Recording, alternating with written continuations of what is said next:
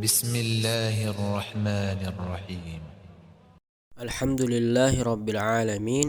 Wassalatu wassalamu ala nabiyil amin, nabiyina Muhammadin wa ala alihi wa ashabihi wa man tabi'ahum bi ihsanin ila yaumiddin. Amma ba'd.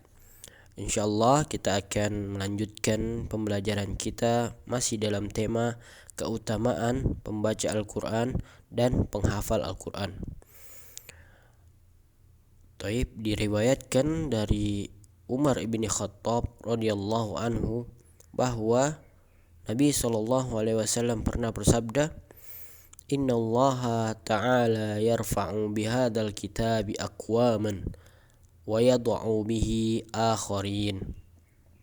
Kata Rasulullah SAW, sungguh Allah meninggikan derajat sebagian kaum dengan Al-Quran dan merendahkan derajat kaum yang lainnya dengan Al-Quran.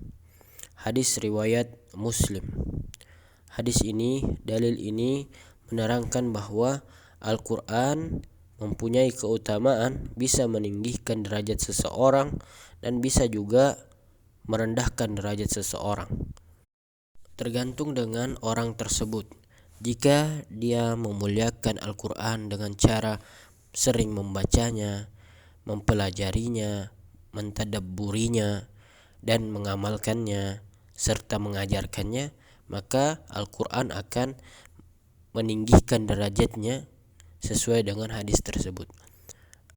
Malah sebaliknya, Al-Quran akan merendahkan dirinya sesuai dengan perlakuan dia kepada Al-Quran. Jika semasa hidupnya dia hanya lalai, semasa hidupnya jarang sekali membaca Al-Quran, tidak pernah mempelajari Al-Quran, bahkan mentadabburinya, maka Al-Quran akan lalai, akan merendahkan dirinya juga. Taib. Keutamaan selanjutnya yang diriwayatkan dari Abu Umamah Al-Bahili radhiyallahu anhu, ia berkata, aku pernah mendengar Rasulullah SAW bersabda, Iqra'ul Qur'an fa innahu ya'ti yaumal qiyamah syafi'an li ashabihi. Kata Rasulullah SAW, bacalah Al-Quran karena ia akan datang pada hari kiamat sebagai pemberi syafaat bagi pembacanya. Hadis riwayat Muslim.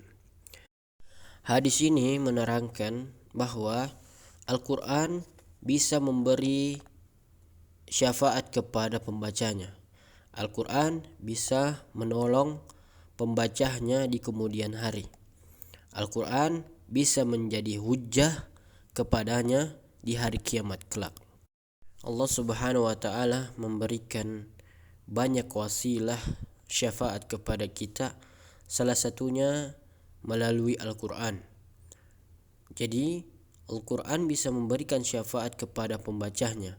Bayangkan jika saja pembacanya mendapatkan syafaat dari Al-Quran, dan bagaimana dengan seorang yang menghafalkan Al-Quran, menjaga Al-Quran, sampainya dia pulang kepada Allah Subhanahu wa Ta'ala, sampainya Allah Subhanahu wa Ta'ala memanggilnya untuk pulang, maka dia lebih berhak mendapatkan syafaat dari Al-Quran sesuai dengan hadis ini.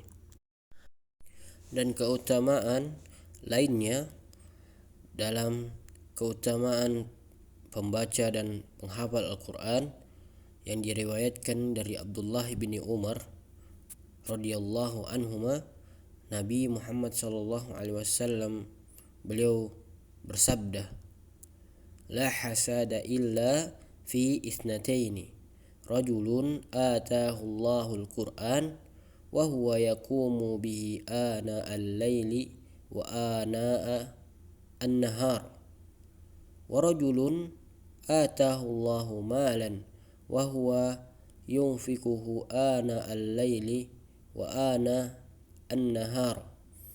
Rasulullah SAW bersabda, tiada rasa iri kepada seseorang yang dibenarkan kecuali dalam dua hal.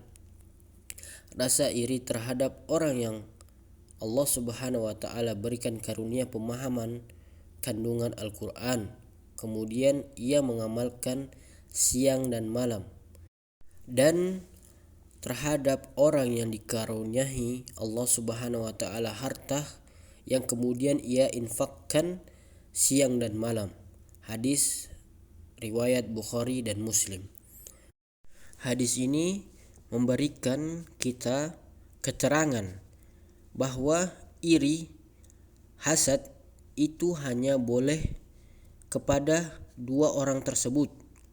Yang pertama, seseorang yang Allah Subhanahu wa taala berikan Al-Qur'an, pemahaman Al-Qur'an, ilmu Al-Qur'an, yang dimana dia mengamalkan Al-Qur'an tersebut siang dan malam. Itu yang pertama.